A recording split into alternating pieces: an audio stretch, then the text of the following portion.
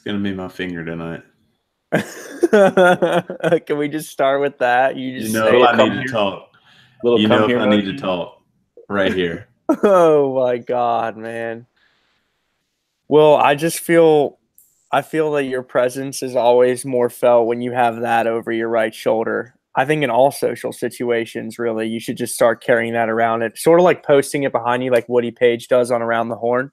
Exactly. Yeah. Except for, I mean, I actually have plenty of pieces around here. I could start switching it up for you guys. I've been a little lazy. But I mean, why would you switch it up when I have this beautiful piece of art behind me that actually some of these pieces of art will be for sale and possibly coming soon. So you never know.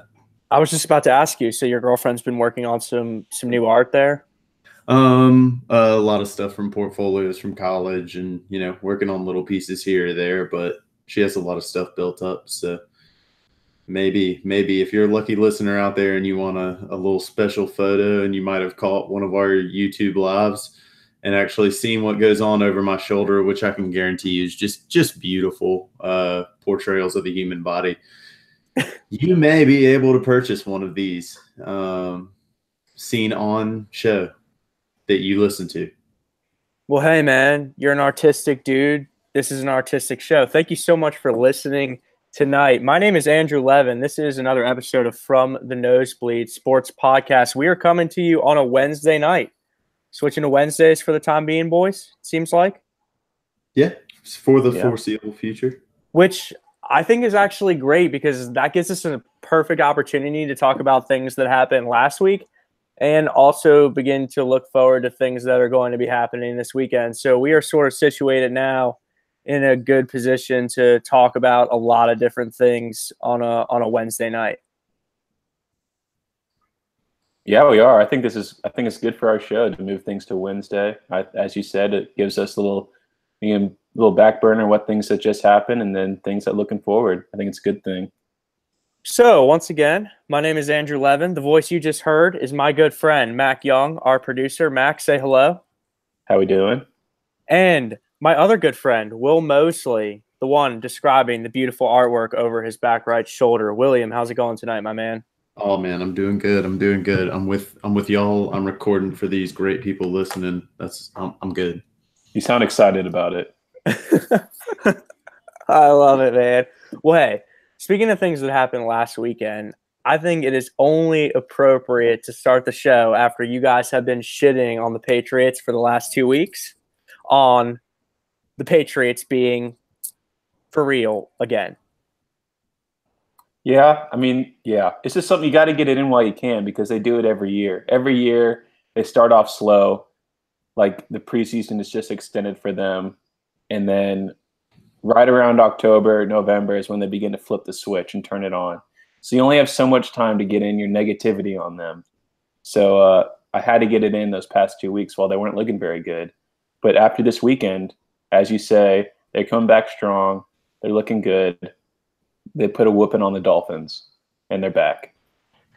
I mean, nothing like a home game against a fake 3-0 Miami Dolphins to really get you back on track. And like you said, they're back, and it only takes 1 week because we trust Tom Brady more than we trust a lot of the other quarterbacks in the NFL.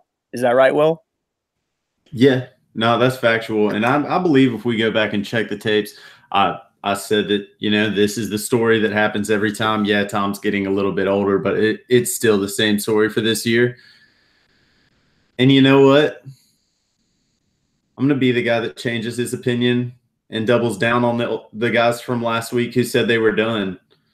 And I'm going to say that this win actually doesn't mean anything. I don't think that they're not going to still win the AFC East. And I think they're still going to be a contender in the playoffs here maybe. But I don't think that this game shows us that they're fixed. Because like you said, they're playing a fake Miami Dolphins team. They're playing a warm weather team up in New England. And everyone knew they were going to beat the shit out of them whether New England is good this year or not. I mean, I think the Dolphins, they're an all right team, but the Dolphins are who they always are. I don't know if this game shows you that the Patriots are necessarily back. Like Tom Brady only threw for 274 and he had 2 picks. Like I'm against the Dolphins. I get it. They beat the crap out of them, and I get it. They dominated, but I just don't know if beating the Dolphins at home after showing some of the problems that you've shown leads me to believe that you've fixed all those problems. Yeah, I mean, I agree with that. I mean, they won 38-7, right? But it was against the Dolphins. And I think my argument that the Dolphins were a fake 3-0 works both ways, right? If they're a fake 3-0, then we shouldn't be all that impressed that New England beat them on Sunday. But at the same time, we do trust Tom Brady a lot more than we do other guys in the NFL. And I think that this has happened the last couple of years. He's come back and had a positive game, and they've run off a bunch of wins in a row. Now, I do think it's worth noting that some things are different this year. I mean, it seems like his relationship with Bill Belichick is, I'm not going to say it's deteriorating, but there's something going on there that seems weird, right? The relationship that Tom Brady has with this Alex Guerrero guy, this doctor who's not a real doctor, that Bill Belichick clearly doesn't want around his football team, that's something legitimate, and that seems like something serious. I also think it's worth noting, Will Mosley, that Rob Gronkowski's brother was out here last week criticizing the receivers on the Patriots, saying that the reason that his brother hasn't been successful so far this season is because the receivers aren't getting open enough to free up space for Gronk. These are not things that have happened within the Patriots culture in the past. I would say one thing that might be true, but Gronk can't stay on the field, right? I feel like he's injured every other week. And even though he's a big target, he gets hurt all the time. So the fact that they have no deep threats, I don't think matters too much in his favor. But I will ask, both of you just said that Miami wasn't a big test for them. Do you think they're going to have a big test tomorrow when they play the Colts and Andrew Luck coming back? Is that going to be a test, or we have to wait for another week after that before we really feel like they're back?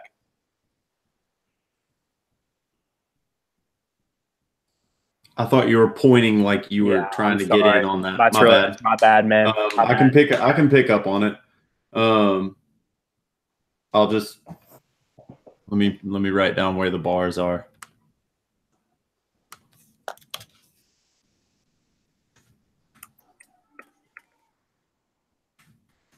Okay. Sorry about that, buddy. No, you're good. I'm just going to come back with an answer to the Colts stuff. Cool. No, I don't think that the Colts are necessarily going to be a huge challenge for them. I don't think the Colts are good. The Texans just beat the Colts. So I don't think that means you're good. I mean, don't get me wrong. When they're, 10-2 or 10-4 or whatever they become at that point in the season. Yeah. And Tom Brady's looking great and Gronk's healthy. Yeah. I'll say they're probably going to run through the playoffs because they will. Don't get me wrong there.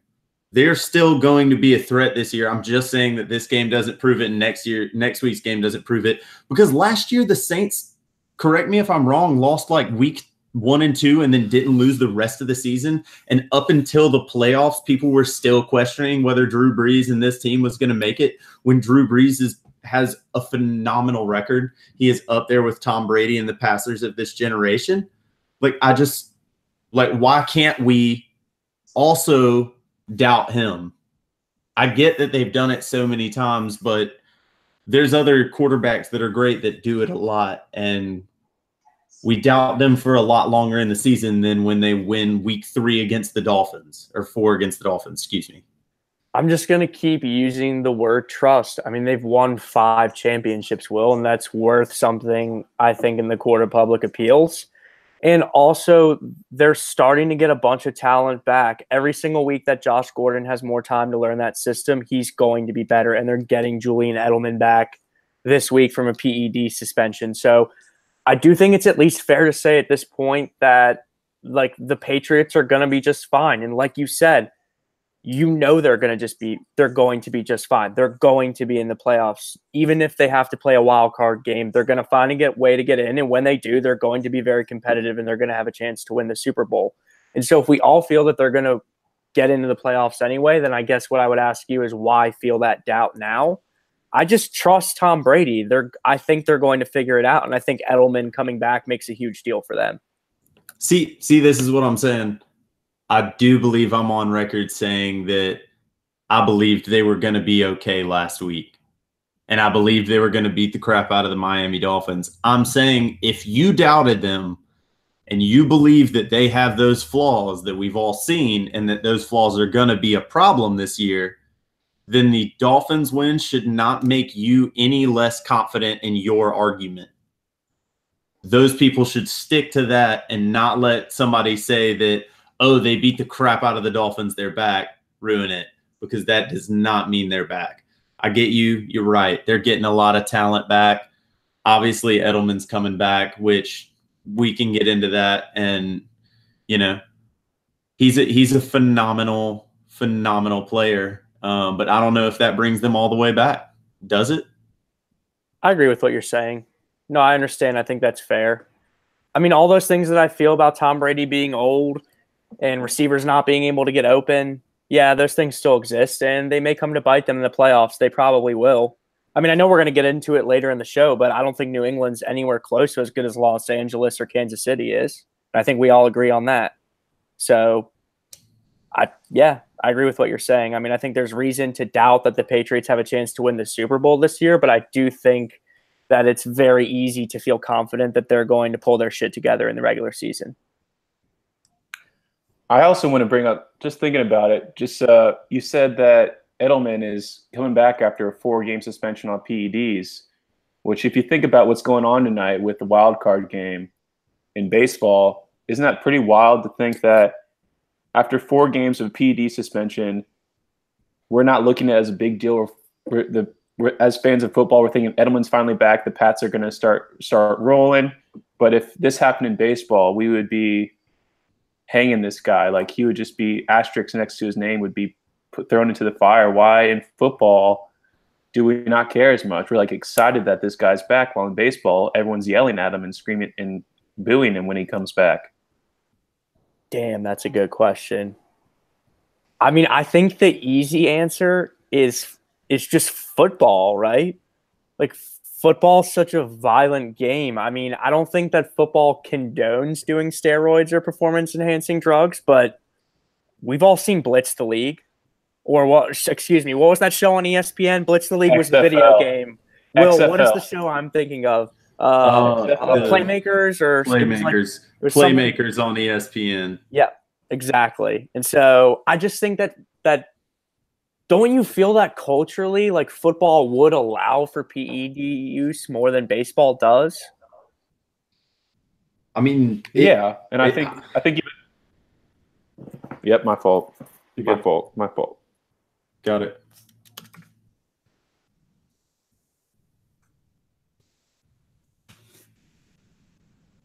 Mac, you go ahead and answer his question.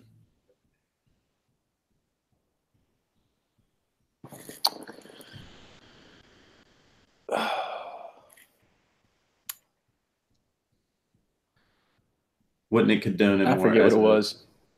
I got you. Don't you? Yeah. I mean, it obviously condones it more. We want to condemn an entire era of baseball just because of it. Like, it doesn't even make sense. Even though, like, we've seen physical plays, Buster Posey can, attribute, like, he can vouch for how physical baseball is. It's not hard. I mean, it's not like a soft sport. I get that that's the argument, and that may be why we let up on it so easy. But I think it probably attributes less to football reasoning and more to baseball reasoning, with the fact that baseball is such a stick to the rules, do it the right way sport. I agree entirely with what you're saying. I mean, I think history has a lot to do with it also, right? The reason that baseball writers are so protective of the Hall of Fame is because they're so protective of their baseball history. And I just think that football is a newer game, and the people that love baseball the most love it because it was at a time where people weren't doing PEDs. And I think that in football, it's just like the culture is everyone has to be strong, right, Mac? Like everyone has to be as strong as they possibly can be. And I know that baseball went through that era, but it's not necessarily that way anymore. And I think that baseball has even tried to sort of eliminate that image from the game. I completely agree. And as you to your point earlier, I mean, it's because it's a violent sport that people don't care. The fact that they put a whooping on their own bodies means that people don't care, and that's what they need to keep on moving. We all want bigger hits. We all want to see the big plays, and that's the way it's going to happen. Is kind of if Julian Edelman, a small guy like that, the only way he's going to stay in the league for a long time and make money is to do that, to do PEDs. It's not like Didi Gregorius or these other small guys who can get by being little. He has to be tough and big and strong. I think that that's such a good point, Mac. Like no one ever considers that these really small guys out here playing big roles in the NFL, there's a huge pressure on them to have to be unbelievably strong, right? And that has to be something that Julian Edelman has felt significantly. Now, I just I think that baseball is going to continue to be a game that's just very, very protective of its public image. And I know that the NFL is that way now. I think that that's an interesting conversation to be had also, right? All these players are saying, let's be as strong as possible. I want to be as strong as I can be.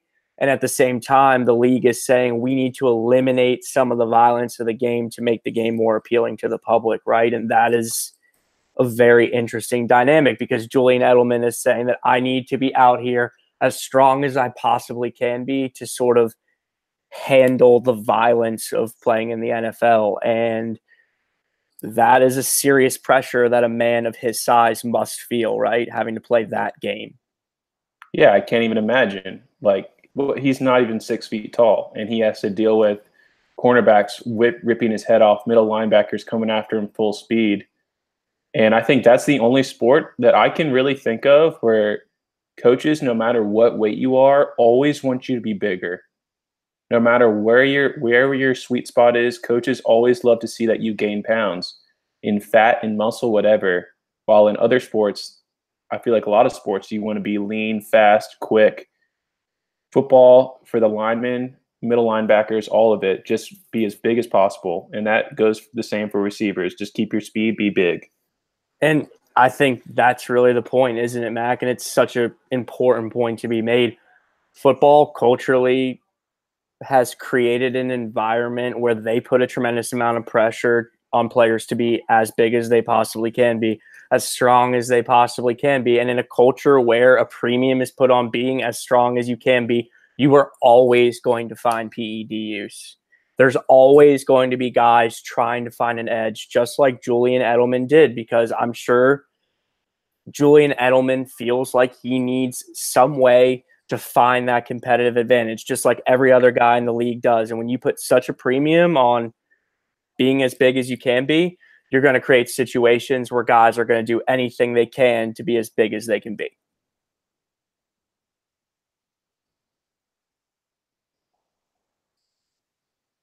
Cool. Yeah, that was good. Will was calling me. So sorry if you were expecting something. No, that was good. Yeah, I said I would close. What's up?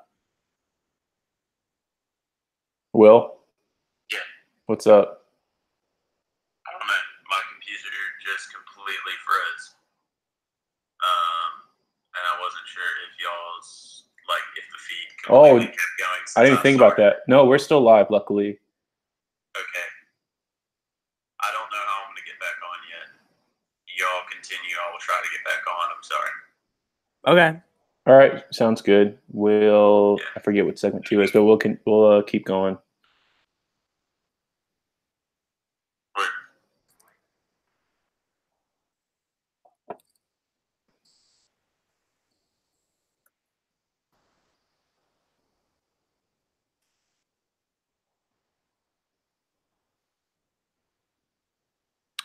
All right. What was next?